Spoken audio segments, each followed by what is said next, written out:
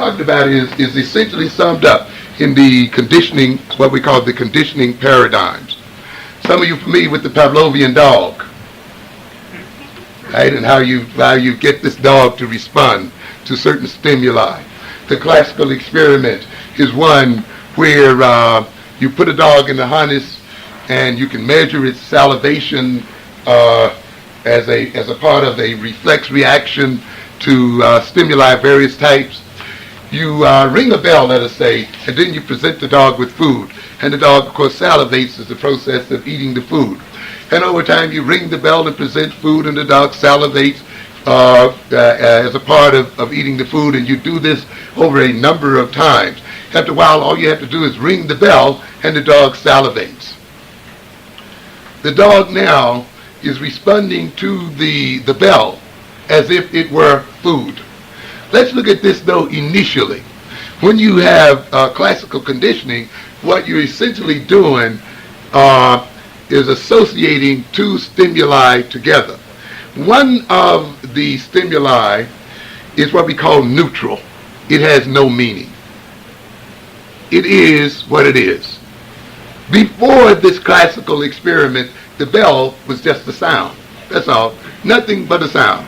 It was exactly what it was, signifying nothing but noise.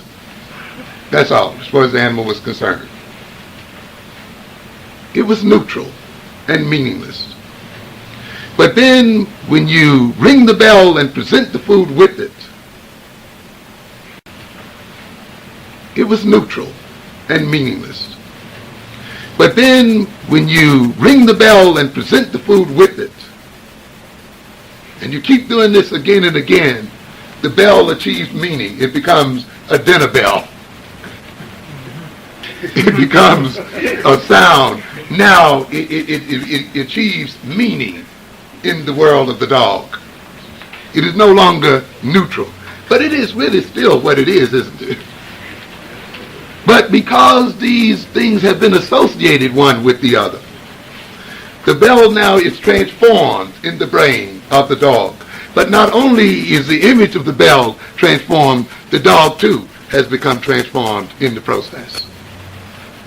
And meaning is brought into the world. And consequently now, you ring the bell and you get a dog emitting a response that before it would not have emitted at all. It would have emitted only to food. Now you got to do is make a sound and its mouth start watering. This is in essence the classical Pavlovian experiment. And it's a very interesting kind of experiment. We'll come back to it in a minute. We have another instance, and let's look at it from a certain point of view. A neutral stimulus then, a stimulus without meaning, if it is paired enough with a stimulus that has meaning, that creates a natural reaction, such as we indicated, appetitive reaction, such as salivation. If it creates a natural reaction such as fear, or anxiety, or desire, or a desire to satisfy oneself, if you associate then an originally neutral, meaningless stimulus with this kind of emotional reaction, or with a stimulus that creates this kind of emotional reaction, then the meaningless stimulus gains the power to evoke the reactions itself that the other stimulus evoked naturally. How is this done then in terms of race relations? Every time you see white, associated with it is what? Good. White, beauty. White, intelligence. White, civilization. White, morality. And everywhere you look, radio, TV, billboard, magazine, newspaper, everywhere the Pavlovian message flashes. White, good. White, good. White, good. White, good. White, good. White, good. White, smart. White, smart. White, smart. White, smart. White, smart. Smart. White. It goes the other way around. After a while, when you think of the good, the next thing that comes to your mind, white. Intelligent, white. Civilized, white. moral, white, power, white, wealth, white, good hair, white, anything, white. The conditioning has what? Occurred. A very simple paradigm, isn't it? Just keep associating. Keep associating. And the individual will have a natural, instinctual response. The response will become automatic. In fact, it would become so automatic until the individual often will not even be able to control the reaction consciously. The dog, after you condition him, once you flash that light, the salivation just flows right out. Nothing you can do about it, just comes right out. And you can see then people subjected to 400 and 500 years of that kind of conditioning. And who are conditioned in this way 24 hours a day, 7 days a week, are going to then build into themselves an attitude toward white. God, white. Jesus, white. The Bible never describes Jesus as white at all. In no way. And yet but yet every time you walk into that church, that Pavlovian conditioning takes place. Jesus, white. God, white. Good, white. Divinity, white. You open that Sunday school book and there's old white, blonde, blue-eyed Jesus in that book. Religion, white. Again and again and again and again. And if you get an image of the devil, what do you get? Black, dark, color. One way or the other. Simple paradigm, ladies and gentlemen. But if you don't read these books correctly, you get miseducated. There was another method related to this classical condition we call reflexology. In this instance, what you do is harness the dog and you flash a light or something like that. You can show it anything. And each time you flash the light or ring the bell, you shock its hind feet. So then the natural reaction is for the dog to flex its muscles. So you flash the light and it turn on the juice. And it jumps, you see. So after a while, you don't even turn on the juice, you just flash the light. Zink. You know? Now the reflex should be something that occurs to a natural event, right? The light is not shocking the dog. But the dog is shocked nevertheless. Or it acts as if it is shocked. Here again is where you are connecting what? Pain with an image. You see, and here again you're conditioning a particular kind of reaction to an image. And it reminds you again of what we've been talking about earlier here tonight. Black, dirty. Black, filthy. Black, dumb. Black, rape. Black, lust. Black, murder. Black, this. Over and over again, 24 hours a day, 400 years, 7 days a week, time after time after time, so that the individual instinctively reacts to his blackness with withdrawal and reflexively. But does blackness have anything to do with it, ladies and gentlemen? Not at all. You see, often we forget. You know, I like this description, I like this phase, this area of the Bible where Moses supposedly asked God, who shall I tell them you are? Right? And you remember that? And how does God answer him? I am that I am. That's all he said. Now this is directly from the mouth of God, I'm told. Right? He didn't say, I'm the lily of the valley, I'm the bright and morning star. Did he? He says what? I am that I am. I just what? Am. And he impresses on Moses his isness, his beingness in the world. And that's very important, because you would recognize religious people start chopping and killing each other up when they start adding to the attributes of God. His name is, how dare you call it anything else? You know, he has this quality. No, he has that quality. And now they fight and kill each other over what? Names and attributes. And what is God saying? I am that I am. Because he knows that when you start adding names and adding attributes which more than likely work to your advantage, of course, you're going to start creating trouble. And people who then start getting into this kind of game. And often this very naming and adding of attributes alienates the individual from God, because they cannot experience God directly in his amness and in his being. They must filter their relationship through some doctrinal names invented by other men and some attributes invented by other men, instead of having a direct contact and relationship with God.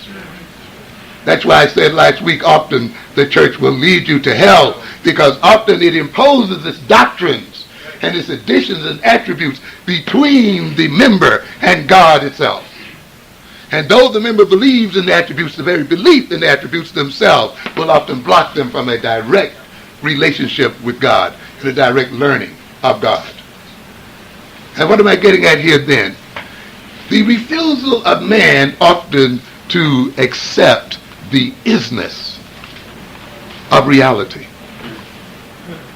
There is no foot in the world, ladies and gentlemen. There are no miles in the world, are there? Are there any ups and downs, lefts or rights? Those are things that we what?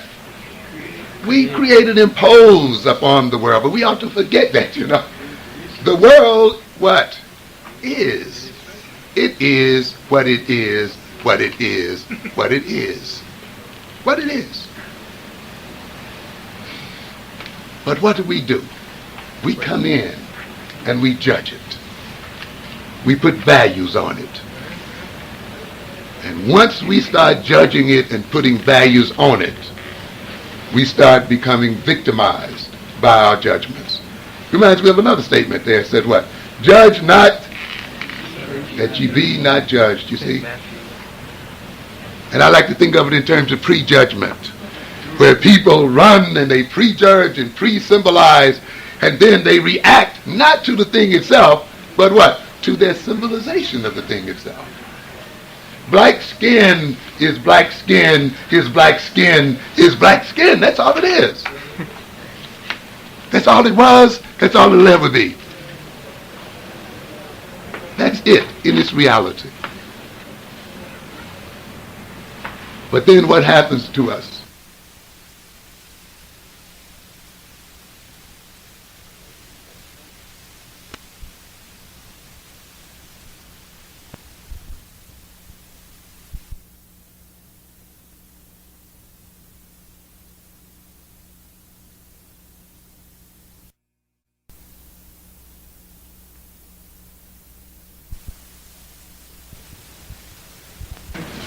That's why I said last week, often the church will lead you to hell, because often it imposes its doctrines and its additions and attributes between the member and God itself. And though the member believes in the attributes, the very belief in the attributes themselves will often block them from a direct relationship with God and a direct learning of God. And what am I getting at here then? The refusal of man often to accept the isness of reality. There is no foot in the world, ladies and gentlemen. There are no miles in the world, are there? Are there any ups and downs, lefts or rights? Those are things that we what? We create and impose upon the world, but we ought to forget that, you know. The world, what? Is. It is what it is, what it is, what it is. What it is. But what do? We come in and we judge it. We put values on it. And once we start judging it and putting values on it, we start becoming victimized by our judgments. Reminds me of another statement there. It said what? Judge not, that ye be not judged, you see. And I like to think of it in terms of prejudgment, where people run and they prejudge and pre-symbolize, and then they react not to the thing itself, but what? To their symbolization of the thing itself. Black skin is black skin is black skin is black skin. That's all it is. That's all it was. That's all it'll ever be. That's it in its reality. But then what happens to us? You make it what? Represent. As the European does what? Dumbness, represent that, represent this, represents the other thing. And those other things that is made to represent create a reaction, an emotional reaction, a kind of relationship. And therefore the individual, when he accepts these European definitions, then becomes conditioned and reacts to his own skin. And yet the skin is only there, isn't it? It's just only there. The skin is not hurting anybody. It's not causing any pain. It exists. But the person acts as if it is the problem. Like this, because I'm black, you're not suffering anything because you're black. You're suffering it as the result of the fact that some other person is putting a hurt on you. The dog reacts to the light because the experimenter has set it up that way. Even though the dog may think it is a light that causes his leg to go up. No such thing. But when you condition people, they also think, oh, it is because I'm black, because I'm African, because of my body that I have this feeling, that I have this relationship. Then when that gets the case, you're taken in. Look at Adam and Eve, that vaunted myth that we read. Look at it. Very instructive. The Bible is very, very instructive. One of the best books of psychology you've ever read. Perhaps one of the best. Yeah. But too often it is misused and abused by those who would purport to be religious leaders. And often it is not used to give man a deeper insight into himself and a philosophical outlook at life, you see. So here we have Adam and Eve in the garden, in their innocence, in their isness and beingness. And in that isness and beingness, where they haven't prejudged everything, right? They haven't divided the world yet up into bad and good and evil, have they? They're just in the garden enjoying themselves. They walk around naked. Adam looks at Eve not with lust, because she's in the illness. There's no reason why you have to look at a naked woman with lust. You don't have to in pure nature look at it that way. How many of us, when we look back at our African past, wonder how is it that our forefathers could have been around each other virtually naked? And some naked. What a state of mind they must have been in to be able to do that. It'd be a fantastic state of mind. And yet we let a woman put on some short pants or something, we ready to rape her now in this culture. It used to be if she just showed her ankle, she was in trouble. What kind of world is this? It indicates that man does not have to be naturally rapacious and lusty when he sees a woman without clothing. This has been shown to be the case in our own experience as African people, and symbolically in the Eve myth you see that, because man is in his isness and living in the present in a state of innocence. You see? And things are what they are. Eve is naked, Adam is naked, and that's accepted for what it is. That's what it is. It doesn't have to mean, oh, she's out to get me or seduce me. But note what happens. God tells them what? If you eat of the tree of the what? Of knowledge of good and evil, you're going to be in trouble. Right? You're going to be in trouble. And the old devil tells them, hey, eat of it because you should be as gods. Trouble. What happened? They eat of it. And now they're able to look at the world in terms of what? Good and evil. Bad and good. Now they judge it. And as soon as they are able to judge it, they experience shame and guilt. They have to hide their bodies, one from the other.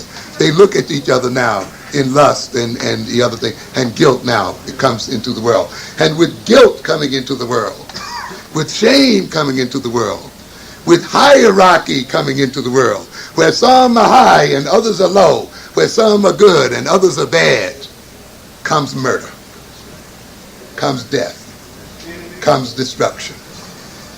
And this is the name of the game, ladies and gentlemen.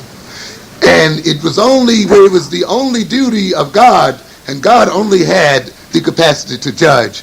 Now man has the capacity to judge. And because he judges, he feels like he's a what? A God.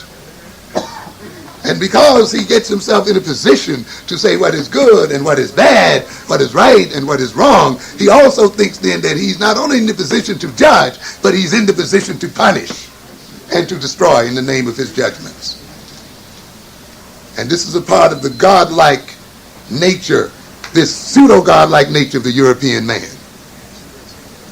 He thinks now that since we as people have let him have this power to judge, to name, to evaluate, that power then has led him to abuse us as people, to associate blackness with evil and with terrible things, and to associate whiteness with goodness and other kinds of things, and to therefore relate to us in terms of his judgments and to act toward us as if he is some kind of God. And therefore, acting like a God, he then, like the Old Testament God, punishes, slays, and destroys. And this is what you see happening in that experiment there. A neutral, innocent, existent stimulus becomes now a subject of judgment and symbolizes something. And once it is done that way in the dog's psyche or in its brain, it relates to that symbol now in a way it never related before. This is why I told you last week, you have to remove from the European this power of naming and defining. And you have to remove from ourselves this tendency to accept the world the way he names and defines it. Because with his increasing ability to name and define it has come the increasing death and destruction of black people. Has come the destruction of the African nation and of African people. And this is evidenced in these conditioning experiments. You will see another part of conditioning is what we call negative reinforcement. In other words, in the Pavlovian experiment, you get the animal to behave the way you want to by giving it food or by giving it something it likes. But another way you can get the animal to behave is by relieving it from pain. You see, by saying you can put a person in pain and say, okay, I'll let you up if you do such and such. And this is what we call negative reinforcement, you see. And this is a method that's used as well in the conditioning. If you forget that you're black, if you escape your blackness, if you deny your blackness, then you get relief. You see? And that uses the setup. If you identify with your blackness, you experience what? Pain, discomfort, guilt, self-doubt, self-hate, and all that other thing. This is the result of the original what? Association, you see. And therefore the individual is motivated to move the other way. And we shall talk in the next lecture about how this basic conditioning situation is going to lead the black man to identify with his enemy. And how it leads the sick individual to identify with his very destroyer. You see, because he is going to try to escape the original associated relationship that has been established by his destroyer. I'm going to associate blackness with pain, he says, and with dirtiness and so forth. And therefore, since you react negatively to these things, you're going to react negatively to your own body and to your own skin. And therefore, the only other alternative for you is to act white, but that's made impossible as well. There's another paradigm we call operant conditioning. In operant conditioning, the central rule of operant conditioning is that behavior is controlled by its consequences. Fundamentally, it means that if you behave in a certain way that brings pleasure and satisfaction, you'll have a greater tendency to behave in the same way in the future, which is quite logical. Nothing heavy about it. Very simple, isn't it? Yeah. If doing and making a certain move is going to bring you what you want, then each time you want it, you make the move. If it brings pain and hurt, you don't do it. This is the essence of power, by the way, ladies and gentlemen. the ability to control consequences. And this is why man wants power. And this is why the white man as a minority needs power. The essence of power is the ability to reward and punish. So that you can say, if you behave in this way, then I'll give you this. If you behave in the other way, I'll give you that. If you behave in the way I want you to, I'll give you a reward or some kind of relief. Or I won't let you suffer quite as much. Okay? But if you behave in the other way, you shall feel pain. And this is what happens to the animal in the Skinner box we talked about last week. Right. If the animal does it in one way, the experimenter shoots the juice to him. So he starts behaving in that way. If he behaves in the other way, he gets food. He gets something to eat. So you can see then his behavior being manipulated in terms of reward and punishment. This is the reason why I tell people you should look at the conditioning, operant conditioning, or so-called Skinnerian conditioning, in terms of a power relationship that exists between the animal and the experimenter. Where the experimenter, because he can control the consequences of that animal behavior, ultimately ends up creating the behavior in the animal and creating the animal so that it can behave the way the experimenter wants it to behave. When you let then another people have control of the consequences, then they will have control of your creation. When we let this white man control 60, 70, and 80% of the world's wealth and control economic and political empires, then it is not merely a matter of racial discrimination, it is a matter of racial creation. Because these gifts and punishments will be handed out in such a way that the character of the oppressed people will be changed and transformed and created to suit the purposes of the European or the person who is in control. And you see this in the essence of these conditioning experiments, you see. It is only when we as a people can get into a position to control the consequences of our own behavior that we can become self-creating. And ultimately then it lets us know, ladies and gentlemen, that we are not only in a struggle of being treated fairly, of being dealt with kindly by the white man. We're in a struggle for power. The power to have control over consequences. Because that is the only way we can defend our interest, and that is the only way we can create ourselves the way we want to be as people. We have black people who wonder about black children today. They shake their heads. And they look at these children as they behave on the subways and other places in the street and wonder why they behave the way they do. But, ladies and gentlemen, when you send your children to the enemy to educate them, how do you expect them to behave? The white man is not going to educate your children to overthrow his power in the world. You're dreaming when you think that is going to happen. That is the silliest and craziest idea that has ever been imposed upon black people. That the white man is going to educate the black man to assume equality with himself. Because ultimately equality with the white man, he knows in the depths of his heart, represents his end and his destruction.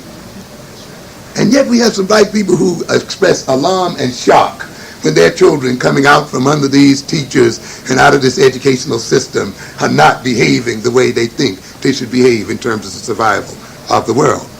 The only way that you can assure that they're going to behave the way they're supposed to behave is what? To teach them yourself. To be in control of the rewards and to be in control of the punishments. To manipulate the rewards and punishments so as to create in them the kind of character you need for them to have for your own interest. Because if you leave the power to manipulate reward and punishment in the hands of another people, they're going to manipulate them in such a way that they're going to create them to their advantage and not to your own. We have to face up for that. And that means that we have to gain the power. Not morality. Not moral suasion, as some people talked about so eloquently some years back. but power. How do you persuade the people who've demonstrated throughout history their devilish nature and their willingness to destroy anyone who got in the way of their domination? You think that these people are going to be persuaded merely by their own so-called religion? You have another thought coming. That religion was one of their greatest instruments of aggression and laid the foundations for their rationalization of slavery itself. And to think then that you're going to use this instrument, which was the source of their domination, to gain some kind of equality with them is nonsense. We have another thing called aversive conditioning. In this kind of conditioning, let's look at about 3 types here right quick. You can have what we call conditioned emotions, let us say. That is, for instance, if you had a light and you put an animal in a box with the light and with a floor that you can electrify, and each time you turn on the light, you turn on the juice, the animal not only has a physical reaction, but he has an emotional reaction. Squeals, jumps around, defecates, urinates, and, just generally carries on, indicative of the emotional expression of that particular animal. You keep that up over time. When you flash that light then alone without turning on the electricity, it will still express itself emotionally. And in that sense, it has become emotionally conditioned. So in a sense, when you look at the racial paradigm, when you associate black with negativity, when you punish black people for assimiling together, when you punish them for loving one another and being together, when you punish them for cohesive action and collective action, when you punish them for admiring who and what they are and for loving themselves as themselves, then after a while you make them emotionally responsive to their own color, and you make them you respond to their own color and their own being in a negative sort of way. And this, of course, is the plan. This is why history is rewritten. This is why every attribute of the black man is correlated supposedly with some psychological attribute, so that the emotional reactions we give to a particular psychological attribute is the same kind of reaction we give to our blackness as persons. This then lays the basis for alienation, for the desire to escape from our very bodies. What a dilemma we are in then, if the thing we wish to escape from is us ourselves. The very vehicle for our being on earth becomes an instrument of horror and an instrument of fear. The very essence of neurosis and psychosis is alienation and a split in the personality. As a matter of fact, psychologists and psychiatrists used to be called alienists. People who dealt with people who were alienated and cut off from themselves. And when you cut a person off from himself, then you have prescribed madness for that individual. That is why often I say, for us to exist in this European world, we literally have to be crazy. And the process is done through these kinds of paradigms. You can create another kind of conditioning. The conditioning we might call escape conditioning. And we'll talk about this in a real form in the next lecture, where you electrocute the animal, but you permit it to escape. You see, so as soon as it feels a little anxiety about something, it runs away from that particular something, or feels a little of the shock that's coming, it is allowed to jump over into a safe compartment. And again, then you have some of our people later on, as soon as they confront their blackness, they then seek to escape it and avoid it. We have another form of conditioning called avoidance conditioning.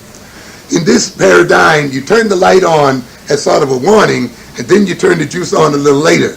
And you keep turning the light on, and then you turn the juice on, until the animal catches on that this light means that the juice is coming. And so you allow it then to escape and avoid being shocked, you see. So after a while, as soon as the light comes on, it jumps over the barrier and escapes and attains relief.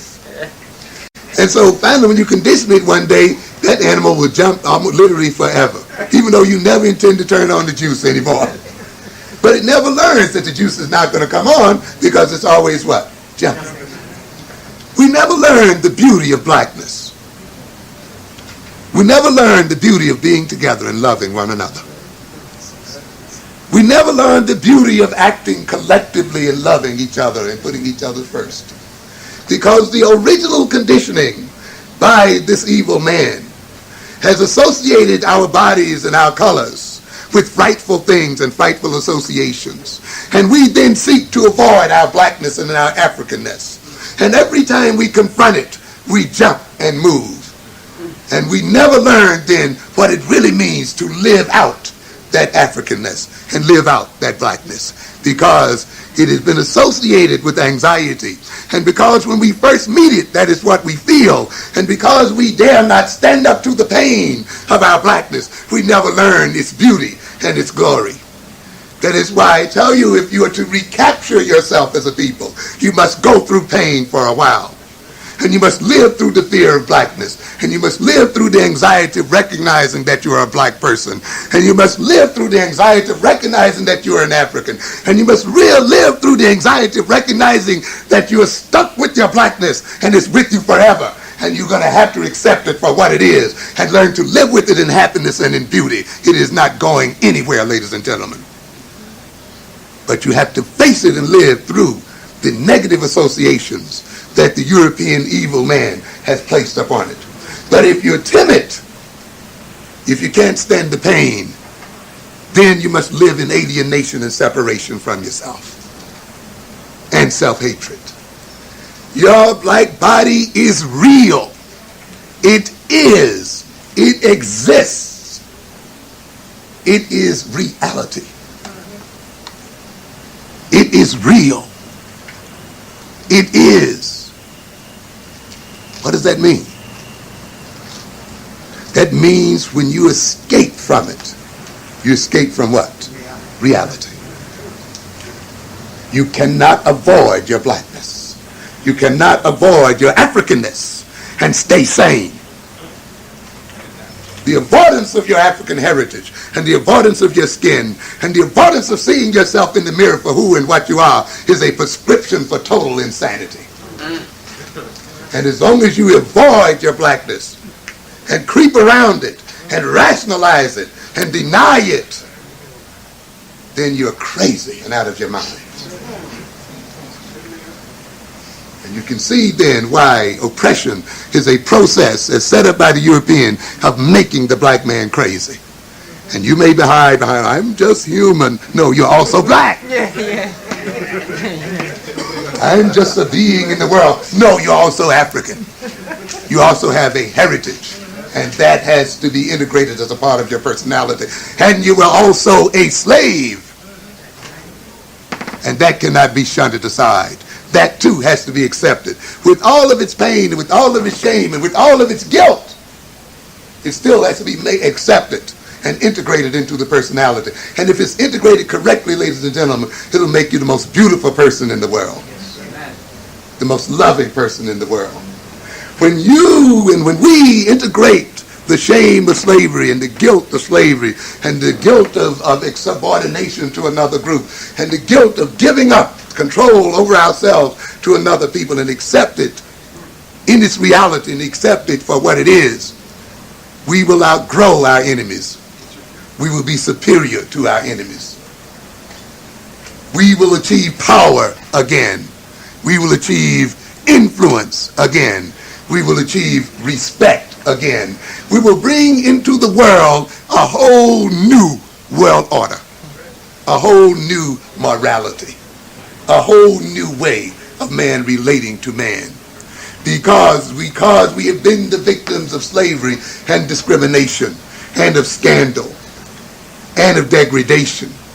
If we accept that for the reality that it is and appropriately integrate it into our personalities, then we will not impose degradation on other people, and we will not scandalize other people, and we will not destroy and degrade other people. And therefore our power in being in the world will represent a new era of peace and relatively non-racialism. This is what's coming back, and it will bring back sanity in the world, ladies and gentlemen. It will reduce death in the world, and murder in the world, and rape in the world, and exploitation in the world. And therefore, what we're trying to say, that the identification with our African selves and with our black selves is not merely a personal conversion and personal transformation. It is a transformation of the world and a change of the direction of the very world itself. In our next section then, we're going to look quickly at some other methods, and we'll move into the behaviors that are a part of the so-called self-hatred and self-defeat syndrome. Thank you very much for your attention. The floor is now open for comments and discussion. Thank you, Connie. The lecture was very good, very stimulating. Thank you. The question you brought up about our Africanism and our slavery that we had, what are the pointers to deal with that? You were saying that that's something we have to deal with. Often you see me in rewriting history, and the European, of course, has made us frightened of reading about ourselves. You see, you rewrite the history of Africa, and of course you make Africans appear to have no culture, and all of the other things that we are all familiar with, and of course you project the Tarzan movies and the whole bit.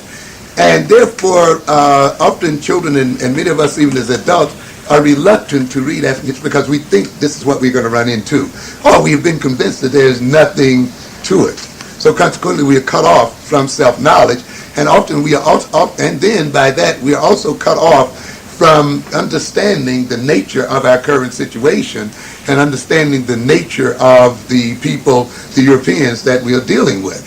So we suffer from a lack of self-awareness, and in the future lectures I'll talk a bit about the kind of problems this lack of self-awareness leads to.